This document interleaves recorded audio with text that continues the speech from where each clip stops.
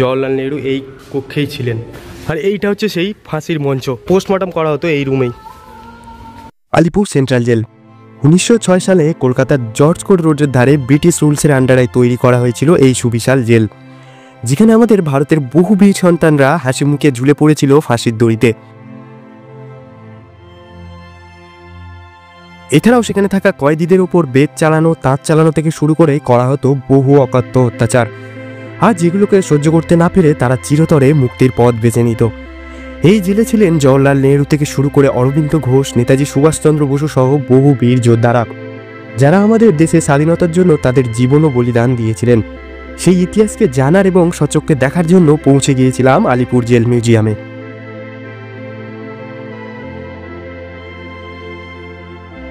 এই মিউজিয়াম আসার সব থেকে সহজ উপায় হলো যে কোনো জায়গা থেকে মেট্রো ধরে চলে আসুন যতীন দাস পার্ক, এবং সেখান থেকে চলে যান হাজার মোড়, এবং হাজার মোড় থেকে অটো বা পায়ে হেঁটে পৌঁছে যেতে পারেন এই জেল মিউজিয়াম। এছাড়াও আপনারা শিয়ালদা বা হাওড়া থেকে প্রচুর বাস পেয়ে যাবেন হাজরা আসার, সেখান থেকে একইভাবে অটো বা পায়ে হেঁটে পৌঁছে যান এই জেল মিউজিয়াম। হাজরার মোড়, ঠিক আছে, এই হাজরার মোড় থেকে ডান দিকে রাস্তাটা ধরতে হবে। এই যে এই ডান দিকে রাস্তাটা ধরে আপনি হেঁটেও যেতে পারেন, আর অটো রয়েছে কিন্তু আলিপুর জেল মিউজিয়াম যাওয়ার জন্য। এই যে আমরা প্রবেশ করলাম আলিপুর জেল মিউজিয়ামে, আর ঢুকেই ওটা হচ্ছে টিকিট কাউন্টার রয়েছে ওই দূরেরটা, তার পাশে পুলিশ বুথ, আর তার পাশে রয়েছে may I help you desk. খোলা থাকে দেখিয়ে দিই, এখানে দেওয়া রয়েছে দেখুন। টাইমিং হচ্ছে মঙ্গলবার থেকে রবিবার পর্যন্ত 11টা থেকে 5:30, আর টিকিট কাউন্টার 5টায় ক্লোজ হয়ে যায়, ঠিক আছে। আর এখানে একটা লাইট অ্যান্ড সাউন্ড শো হয়, সেটা কোন দিন হয় দেখুন। মঙ্গলবার বুধবার 6টায় হয়, আর শুক্র থেকে শনিবার হয় 6টা একটা আর 7টায় একটা। এই লাইট অ্যান্ড সাউন্ড শোর টিকিট হচ্ছে 100 টাকা পার পার্সন, আর এন্ট্রি টিকিট এখানে নর্মাল মিউজিয়ামের 30 টাকা পার হেড। এই দিকটা হচ্ছে কিন্তু পার্কিং লট, ঠিক আছে, এখানে পার্কিং চার্জ দিয়ে গাড়ি পার্ক করে রাখতে পারবেন। টিকিট কেটে এই যে বাঁদিকে গেলেই কিন্তু মেন এন্ট্রান্স, আর এটা হচ্ছে কফি হাউসের গেট, এখানে যে কফি হাউসটা রয়েছে সেটার গেট। বাইরের খাবার নিশ্চিত, এই যে প্রবেশ মূল্য 30, 100 লেখা রয়েছে। আর এই যে ম্যাপ টোটাল জেলের, গেটে কিন্তু ব্যাগ চেক করবে, ঠিক আছে, আউটসাইড ফুড যেন না থাকে আপনাদের ব্যাগে। আর টিকিটের ব্যাপারটা বলে দিলাম 30 টাকা করে, আর 3 বছর ঊর্ধ্বে যে বাচ্চা রয়েছে তাদের কিন্তু ফুল টিকিট লাগবে, 30 টাকাই লাগবে। আর এছাড়া স্টুডেন্টদের জন্য কিছু বিশেষ হয়তো ছাড় রয়েছে, ওখানে দেখছিলাম, ওদেরকে একবার জিজ্ঞাসা করে নেবেন যে স্টুডেন্ট হলে কিরকম কি ছাড় দিচ্ছে। বেশ সুন্দর দেখতে ভেতরটা, প্রচুর ফুল চাষ করেছে দেখুন, অসাধারণ লাগবে। আর এই হচ্ছে ওপরের কফি হাউসটা।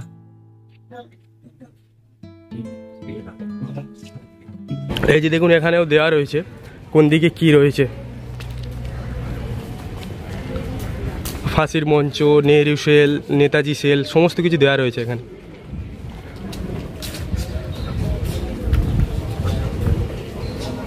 এই যে এখানে ফাঁসি দেওয়া হতো।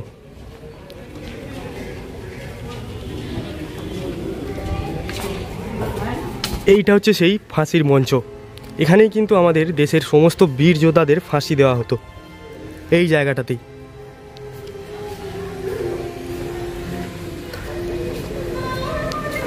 এবং ওইখানে ফাঁসি হওয়ার পর ওই যে জায়গাটা থেকে বডিগুলোকে বার করে আনা হতো এই জায়গাটা থেকে। এই যে একসময় বহু দেশের বীর সন্তানরা হাসি মুখে এই ফাঁসি কাটে কিন্তু ঝুলে পড়েছিলেন শুধুমাত্র আমাদের দেশকে স্বাধীনতা এনে দেওয়ার জন্য। আজ তাদের স্মৃতিগুলোই কিন্তু এখানে রয়ে গেছে। দুটো কিন্তু ফাঁসির দড়ি রয়েছে, মানে হয়তো কোনো কোনো সময় জোড়া ফাঁসি দেওয়া হতো এখানে।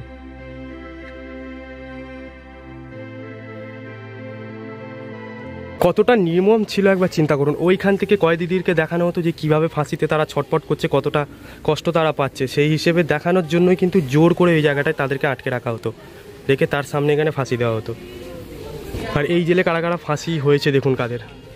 হ্যাঁ, কানাইলাল দত্ত, সত্যেন্দ্রনাথ বসু, বীরেন্দ্রনাথ দাশগুপ্ত, গোপীনাথ সাহা, প্রচুর যোদ্ধাদের কিন্তু এখানে ফাঁসি দেওয়া হয়েছে দেখুন। এইখানে ফাঁসি দেওয়া হতো। আর ঠিক এর পাশেই দেখুন এই যে রুমটা হচ্ছে অটোপসি করা হতো, পোস্টমর্টম করা হতো এই রুমেই। এই যে শবদেহ পরীক্ষা কক্ষ।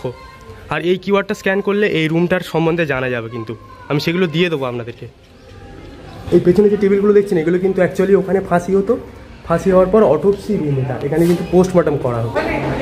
এই যে দেখুন এখান থেকে ডাক্তার দিয়ে পরীক্ষা করা হতো এই টেবিলগুলোয়। ওইখানটায় ফাঁসি দেওয়া হতো, তারপর এখান থেকে বডি এনে এখানে পোস্টমর্টম করা হতো। এই যেখানে ড্রেন সিস্টেম রয়েছে যেখান থেকে সমস্ত জিনিস বেরিয়ে যেত।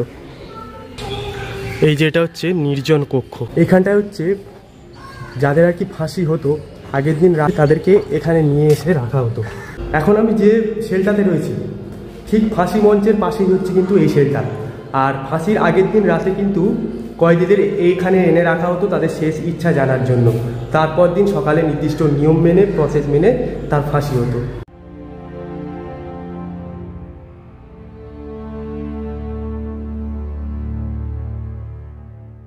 এটা হচ্ছে দীনেশ গুপ্তর সেল। দেখুন 1911 থেকে 1931 পর্যন্ত উনি ছিলেন এখানে।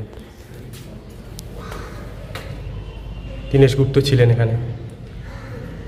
ওনার একটা এরকম মডেল টাইপের বানানো রয়েছে।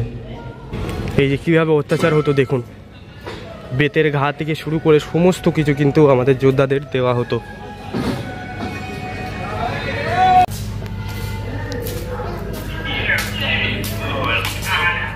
চুল কেটে দেওয়া হচ্ছে।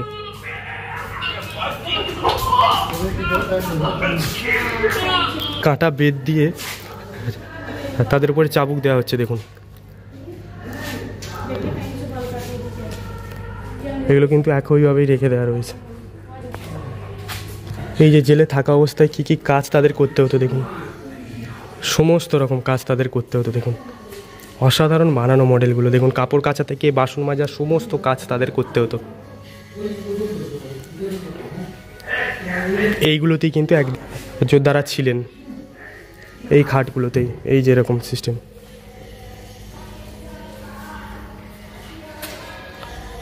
আগেকার দিনে কিভাবে যে অত্যাচার করা হতো তাদের উপরে, এখানে না আসলে কিন্তু সেগুলো আপনারা ফিল করতে পারবেন না।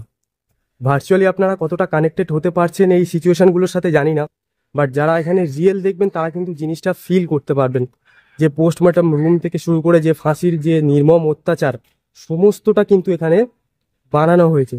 অসাধারণ লাগবে কিন্তু এখানে আসলে। আর অবশ্যই কিন্তু আমাদের আসা উচিত এইরকম ঐতিহাসিক জিনিসগুলো, যে আগেকার দিনে আমরা কিভাবে স্বাধীনতা পেয়েছি, কিভাবে এসছে স্বাধীনতা, এটা তো খুব সহজে আসেনি, খুব কষ্ট করতে হয়েছে। তো সেইগুলো সমস্ত কিছুই কিন্তু এখানে রয়েছে। এটা হচ্ছে জওহরলাল নেহরুর কক্ষ দেখুন, এটাকে নেহরু কক্ষ বলা হয়। এই সেলটায় জওহরলাল নেহরু থাকতেন। এই যে 17 ফেব্রুয়ারি 1934 থেকে 7 মে 1934 পর্যন্ত কিন্তু জওহরলাল নেহরু এই কক্ষেই ছিলেন। দেখুন ওনার একটা এখানে কিন্তু মডেল বানানো রয়েছে, এই কক্ষেই তিনি দিন কাটিয়েছেন।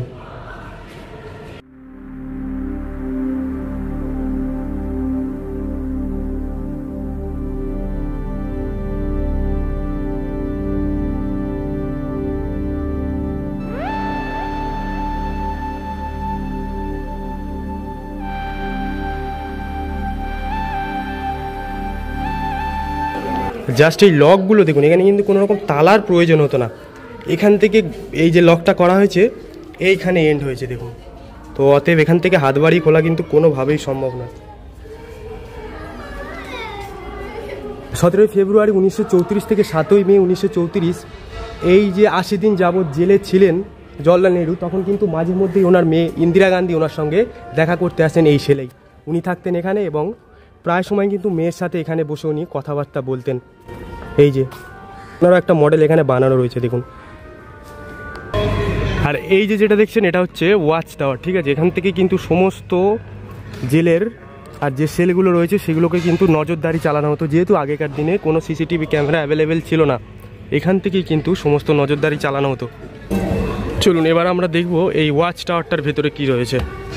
এরকম সিঁড়ি রয়েছে, এখান থেকে উঠে যাওয়া যাবে ওয়াচ টাওয়ারে। আন্দামানের যে সেলুলার জেল রয়েছে সেখানেও কিন্তু পাঠানো হতো, নির্মম অত্যাচার করা হতো সেখানে। কিন্তু এনারা হচ্ছেন কিন্তু আন্দামানের সেলুলার জেলে ছিলেন দেখুন 1932 থেকে 1938 সাল পর্যন্ত। সেলুলার জেলের একটা মডেল করা।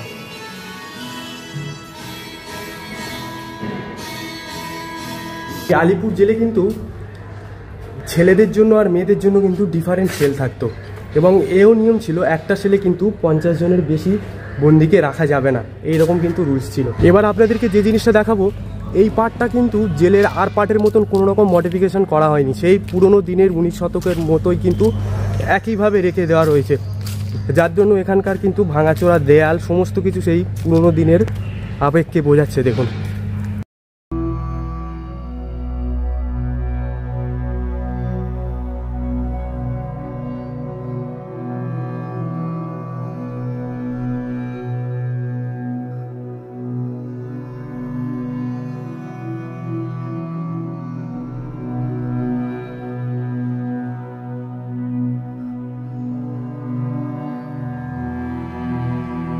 সত্যি ব্রিটিশরা যে কতটা নির্মম ছিল, হ্যাঁ, কতটা হৃদয়হীন ছিল, এই সমস্ত বন্দীদের জীবন চর্চা দেখেই কিন্তু বোঝা যায়। একটা সেল রয়েছে যেটাকে কোনো মডিফিকেশান করা হয়নি, সেখানেই কিন্তু বন্দীদেরকে কীভাবে কী করা হতো তাদের উপরে সমস্ত কিছুই কিন্তু সেখানে বানানো রয়েছে, আর ওগুলোই কিন্তু ওনাদের সাথে রিয়েল লাইফে ঘটতো। কিন্তু সত্যি মানে এখানে না আসলে বোঝা যাবে না যে আগেকার দিনের যোদ্ধারা কতটা কষ্ট পেয়েছেন তারা। এখানে একটা এক্সিবিশন হল রয়েছে, দেখুন।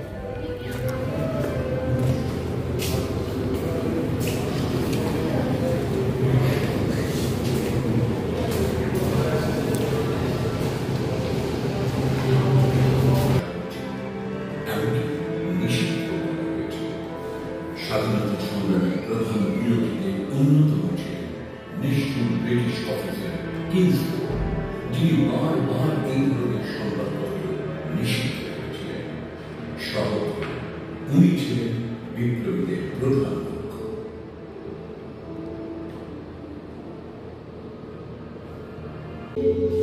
বিভিন্ন রকম এলইডি স্ক্রিনের মাধ্যমে কিন্তু বিভিন্ন ঐতিহাসিক জিনিসগুলোকে দেখানো হচ্ছে। দেখুন, এগুলো কিন্তু বেশ ভালো লাগবে বাচ্চাদের। ইতিহাস কিন্তু থেকে যাবে ইতিহাস হিসাবেই, আর আমারও জানা নেই কতদিন আমরা সেই ইতিহাসকে সংরক্ষণ করে রাখতে পারবো।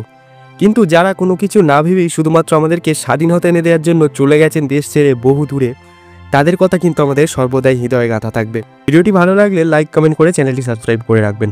জয় হিন্দ, বন্দে মাতরম।